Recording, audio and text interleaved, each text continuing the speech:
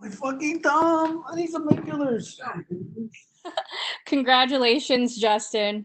Oh, thank you. You're welcome. Don't do these kids. It hurts.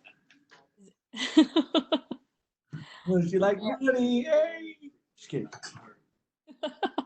All right. First interview you'll have is with Aaron Bronsteiner from TSN. Hey, Justin, congratulations, man. How did you manage to stay so patient over that 5 rounds? And how big of a plan was, I guess, part of the strategy was that? That was a huge part of the plan.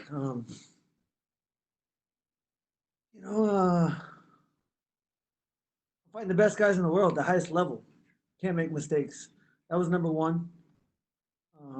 You know, pick your battles. So pick my shots. That's my goal now. I didn't know. I didn't know I could go, fight like that. To be honest with you, until I started. Before that, I was undefeated, and I just never thought about it. But I made the same mistakes in the Dustin Poirier and Eddie Alvarez fight. I became complacent, started having too much fun, and didn't worry about getting hit. And then they hit me in the right spot at the right time.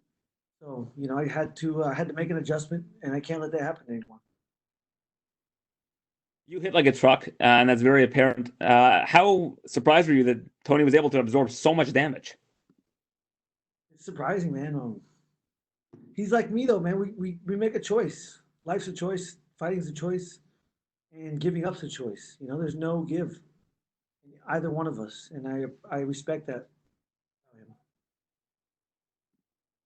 How much do you embrace the idea of fighting a wrestling-based fighter like Khabib, a guy that is going to use wrestling as his primary weapon? When you've been matched up, it seems like it's always against really high-level strikers.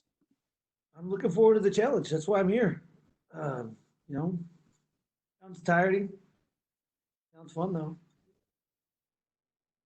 Sounds glorious. And well, congratulations on the win. I know it was a short notice thing for the most part, and you did an amazing job tonight. So congrats. Thank you.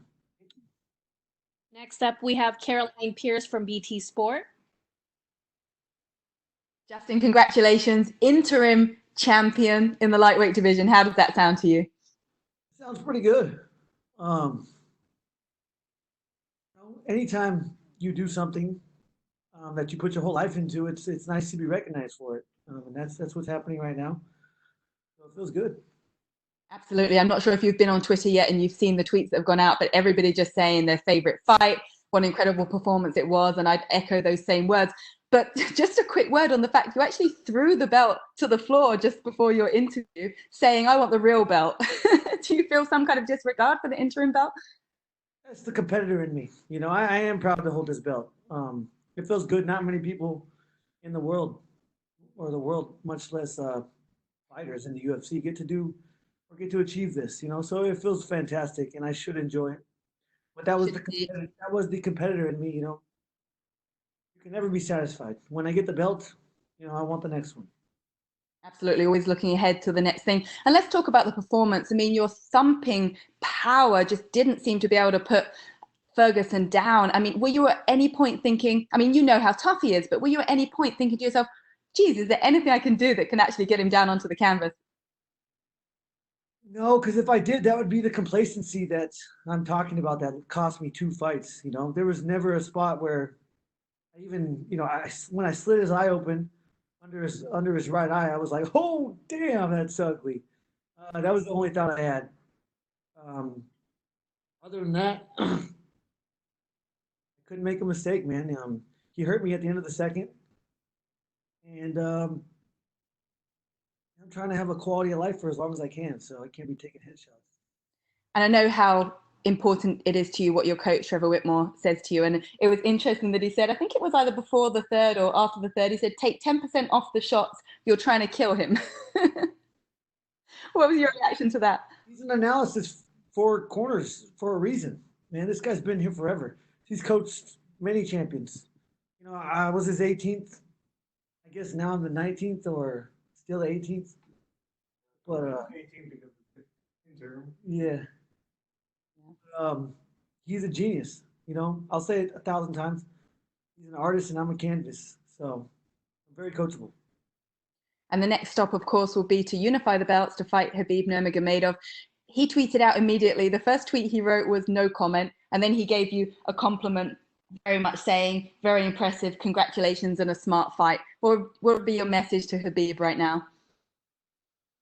I can't wait to face the challenge. We've met many. He was at a lot of my fights when I was at World Series of Fighting because his brother was fighting there. We're competitors. This is why we're here. You know, he owes it to me to try to kill me, and I'm going to do the same. It sounds like you feel very proud that it's representing America against Russia. What does that mean to you to be fighting for America when the opportunity comes around? It's unbelievable. You know, as an athlete, you can only dream of something like that. You know, I didn't go to the Olympics. I wrestled for the University of Northern Colorado, for the Stafford High School Bulldogs. But to represent the greatest nation on earth, I hope the people can get behind me because there's not many times that they have got behind one fighter. You know, we're a melting pot, and I'm so proud of that. I'm half Mexican, but I'm Mexican American. And yeah, it makes me proud. You've entertained a lot of people at home tonight that have been craving live sport. What's your message to your fans and everybody watching? I mean, you know, so many eyes on you tonight. Enjoy the ride. You know, I don't know, man. Not a lot of people. I mean, a lot of people believed in me, but man, it's great to prove people right, mostly, but proving people wrong feels pretty damn good. So that's nice. I'll let you go and enjoy the carbs. I know you've not had any carbohydrates at all in the lead up to this, so go eat some food. You deserve it. It was good. Had a soda. Thank you. Next, we have Kevin Ioli with Yahoo Sports. Hey, Justin, congratulations. Thank you very much. I wonder if you and your peers maybe had a sense of what you were doing for the country and for the world tonight. There have been no live sports for a long time, and it seemed like, you know, everybody went out there and fought with a little bit extra purpose, and it was a fantastic card capped by obviously a great fight and a great performance by you. Did you have a sense that you guys were fighting for a cause bigger than yourselves tonight? I was fighting for a world title. I've been working towards this since I was 4 years old. You know, outside that, you know, obviously it makes me, I know where we're at right now. I know where people's minds are. I know how anxiety, depression, those are very, very strong things that can overtake anybody and everybody. I just want to inspire, and I think I inspired some people to do better tomorrow than they did today. And that's all I do every day. That's all I try to do. I'm not perfect. I certainly don't succeed every day. But the more days I can make better than yesterday, the more prepared I will be for life and for opportunities when they arise, such as this. And one other thing, obviously we had been locked down for most of March, right? You didn't get this fight until the beginning of April. So in that period of time before you got the fight against Tony, were you getting a little stir crazy yourself, like, you know, not being able to go out of your house and do things? Was it bothering you in any way? I live alone with my dog. I don't go out. My friends come over. I have a pool table. We play pool. We kept doing that.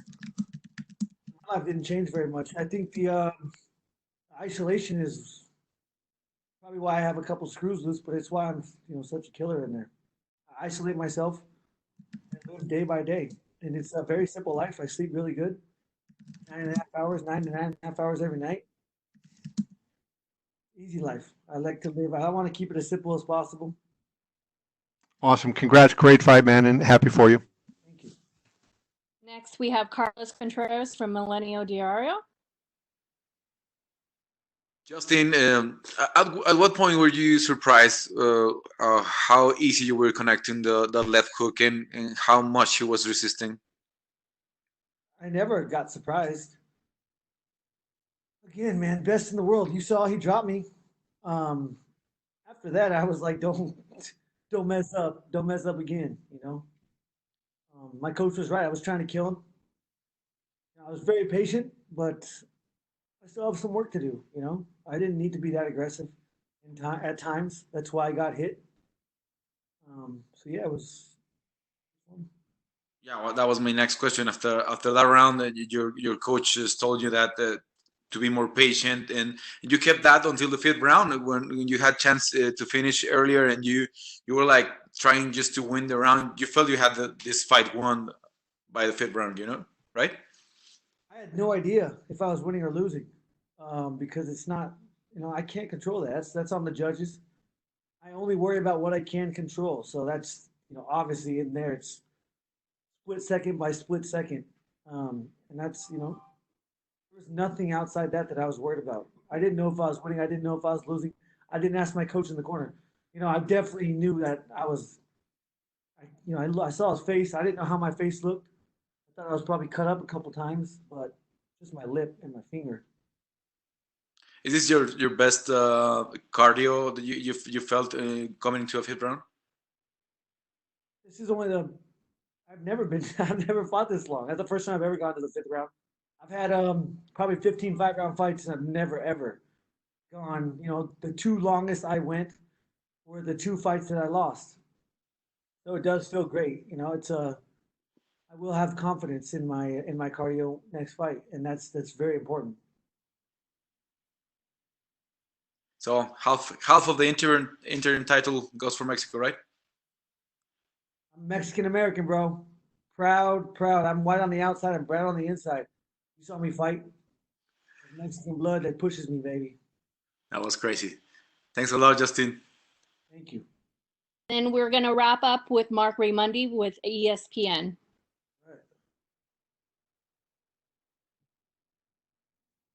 Can you hear me? I can now.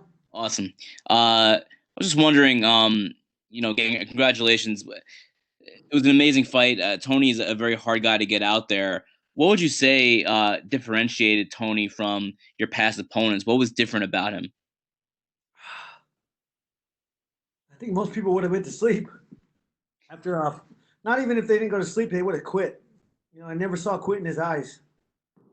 As a fighter, you understand, emotions are very, very, very different in there. Your face can't lie, but his face never told me that he was done. I commend him for how tough he is. That's why I'm such a huge fan of him.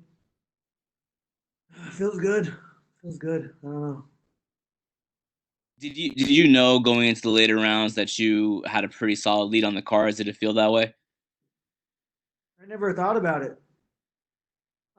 He punched me hard because when it was the fifth round, I was very surprised.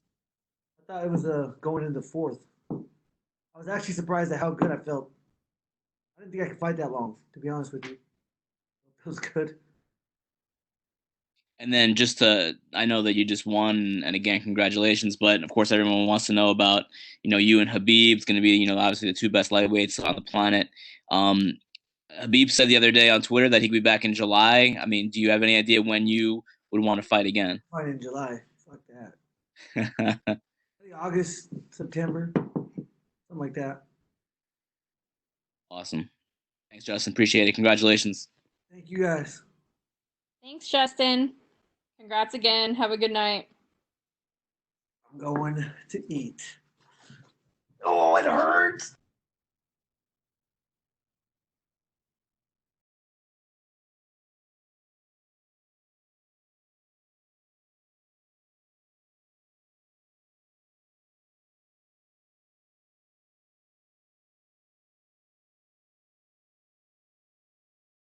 We would like to thank everyone for joining today's event. Reminder, following 249, UFC continues with Fight Nights on May 13th and 16th from Jacksonville. Details for virtual media days and post-fight media availability have been sent out. Take care, everyone, and have a good night.